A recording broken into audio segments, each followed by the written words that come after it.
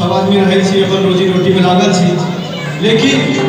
जे अपना सबके मिथिला में रोजगार नहीं है, मजबूरी बस हम अहाँ गाँव से दूर रहे छी, परदेसी के नाम हमरा अहाँ के पड़ल और वही रोजगार के लिए MSU जवान आई मिथिला में बहुत संघर्ष कर रहा है, जरा हमरा अहाँ के सपोर्ट करे के चाहिए।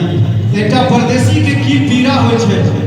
गीत के माध्यम भाई अच्छा आनंद सनी जी लिखने चाहे तो हम चाहते गीत के माध्यम अपने सब इस चीज के समझियो और अपन मिथिला में कोना रोजगार हेते ओहि के लिए हम सब सोचबै जे अपन जे आगू के पीढ़ी छै ओकरा बाहर भटकऽ नहीं पड़े। पापी पेट लेल छूट गेल सारा समाज, अब ने सुने छी बाबूजी के कर आवाज। पापी पेट लेल छूट गेल सारा समाज, अब ने सुने छी बाबूजी के कर आवाज। मैं के बिना